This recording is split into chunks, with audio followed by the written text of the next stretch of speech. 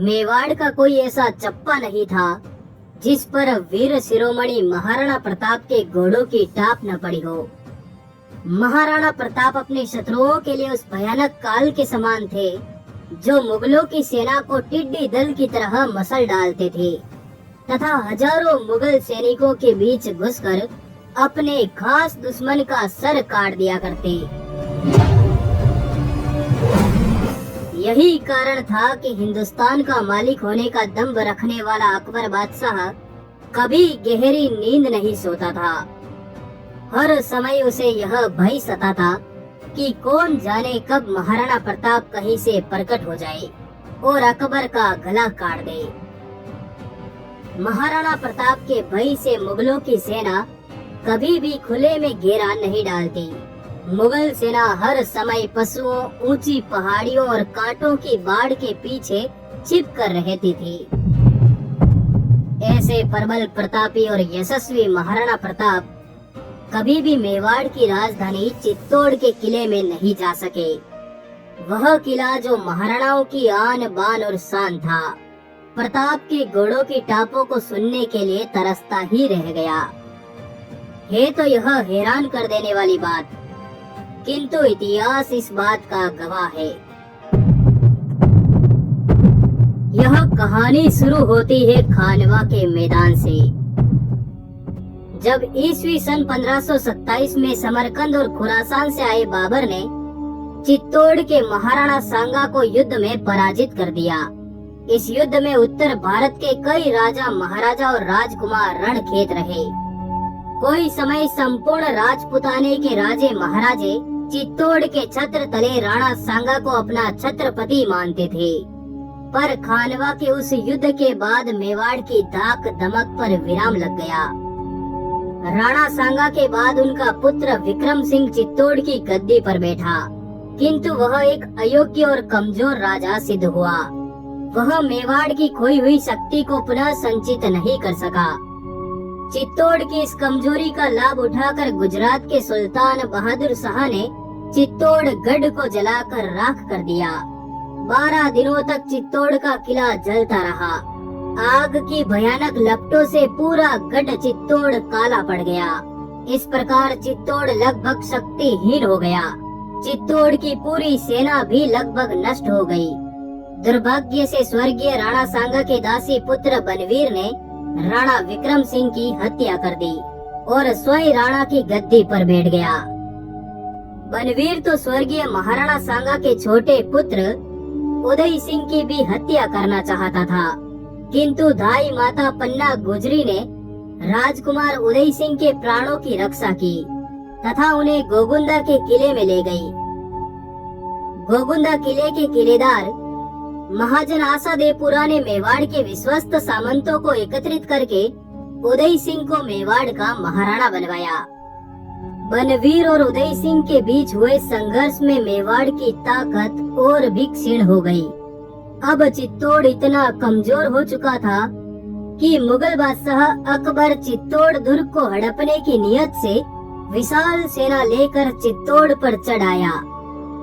मेवाड़ के सामंतों ने महाराणा उदय सिंह को मेवाड़ की कठिन घाटियों में भेज दिया और जयमल मेड़तिया तथा पत्ता सिसोदिया के नेतृत्व में मेवाड़ी रणवीरों ने दुर्ग की मोर्चाबंदी की।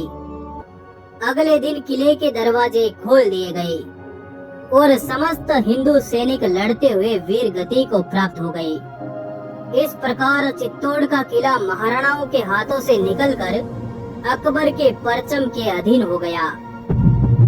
महाराणा उदय सिंह ने बहुत पहले ही भाप लिया था कि अब चित्तौड़ में रहकर मेवाड़ की रक्षा नहीं की जा सकती। इस वजह से उन्होंने बहुत पहले से दुर्गम पहाड़ों और घने जंगलों के बीच अपने लिए एक नई राजधानी का निर्माण करवाना आरंभ कर दिया था, जिसे उदयपुर कहा जाता है। चित्तौड़ हाथ से निकल जाने के बाद महाराणा उदय सिंह अपनी इसी नई राजधानी में रहने लगे। जब ईस्वी 1572 में महाराणा उदय सिंह की मृत्यु हुई तो उन्होंने अपने बड़े पुत्र कुंवर प्रताप सिंह जी के स्थान पर अपनी प्रिय रानी भटियाणी के पुत्र जगमाल को अपना उत्तराधिकारी घोषित कर दिया।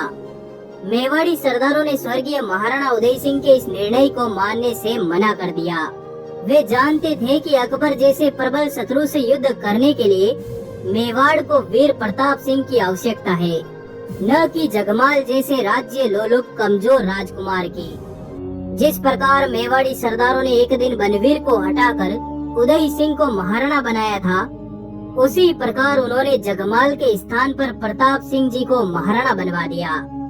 महाराणा प्रताप ने राजसी महलों से युक्त उदयपुर को अपनी राजधानी बनाने के स्थान पर गोगुंदा की पहाड़ियों को अपनी राजधानी बनाया, ताकि वे अपने पूर्वजों के बनाए हुए चित्तौड़ दुर्ग को फिर से पाने की तैयारी कर सके। दुर्भाग्य से उन दिनों आमेर के कछवाहे अकबर के सबसे बड़े सहायक बने हुए थे। अकबर की सेवा स्वीकार करने से पहले ये कछवाहे चित्तौड़ के महाराणाओं के अधीन हुआ करते थे। अकबर ने चित्तौड़ के इन पुराने चाकरों को ही महाराणा प्रताप पर आक्रमण करने के लिए भेजा। अपने पुरखों के वचन से मुगलों के जाल में फंसे मान सिंह अपने ही भाइयों का रक्त बहाने के लिए एक बड़ी मुगल सेना के साथ मेवाड़ पर चढ़ाया। 18 जून सन 1576 को हल्दी घाटी के मैदानों में दोनों पक्षों में भयानक युद्ध हुआ, जिसमें महाराणा प्रताप ने मान सिंह तथा उसकी सेना में कसकर मार लगाई। महाराणा ने मान सिंह के ऊपर अपने भाले से वार किया, किंतु मान सिंह ने हाथी के होदे में छिपकर अपनी जान बचाई। मान सिंह परास्त होकर वापस लौट गया। इसके बाद महाराणा प्रताप ने मुगलों के विरुद्ध दीर्घ काल तक संघर्ष किया तथा बाबर से लेकर अकबर के काल तक मुगलों ने मेवाड़ की जितनी भूमि और किले छीने थे, महाराणा ने वापस हस्तगत कर लिए। इसके बाद अकबर ने अपने सभी सेनापतियों को कभी एक साथ तो कभी अलग अलग करके मेवाड़ पर आक्रमण करने के लिए भेजा, किंतु महाराणा प्रताप उन सभी सेनापतियों में मार लगाते और उनकी सेनाओं को नष्ट कर देते। इस कारण अकबर के बहुत से सेनापति मारे गए, बहुत से नौकरी छोड़कर भाग गए और बहुतों ने तो पराजित होने के बाद कभी भी अकबर को अपना मुंह नहीं दिखाया। महाराणा प्रताप किलों पर किले विजयी करते जा रहे थे, मुगलों के थाने उजाड़ते जा रहे थे और शाही खजानों को लूटते जा रहे थे। महाराणा प्रताप किस दिशा से हमला करते, मुगल सेना को ये भी भान नहीं पड़ता और जब हमला करते तो उनको कसकर मार लगाते, किंतु अकबर की सेना लुट पिट कर अपनी जान और इज्जत दोनों को बचाने में असमर्थ थी। महाराणा प्रताप ने मेवाड़ के सभी परंपरागत किलों को वापस जीत लिया। अब केवल चित्तौड़ का किला ही उनकी पहुंच से बाहर रहा। इसलिए अकबर ने अपनी पूरी शक्ति चित्तौड़ दुर्ग को बचाने में लगा दी तथा चित्तौड़ के किले में तथा उसके आसपास के इलाकों में कई हजार सैनिक तैनात कर दिए। अकबर की अंतिम इच्छा केवल यही थी कि या तो महाराणा प्रताप युद्ध के मैदान में पराजित हो जाए या लड़ाई के मैदान में मार डाला जाए, किंतु अकबर की दोनों इच्छाएं कभी पूरी न हो सकी। ईस्वी सन 1597 में महाराणा प्रताप ने इस नश्वर देह को छोड़कर स्वर्ग का मान बढ़ाया। इस प्रकार वीर शिरोमणि महाराणा प्रताप अप्रतिम वीर होते हुए भी कभी चित्तौड़ में प्रवेश नहीं कर सके। अगर उनकी असमय पर मृत्यु न होती तो वे चित्तौड़गढ़ को अवश्य विजयी कर लेते। दोस्तों, अगर आप खानवा का युद्ध और महाराणा प्रताप का संपूर्ण इतिहास जानना चाहते हैं तो यहाँ पर क्लिक करके इन वीडियोज को जरूर देखें। तो धन्यवाद दोस्तों, इस वीडियो को लाइक करना न भूलें।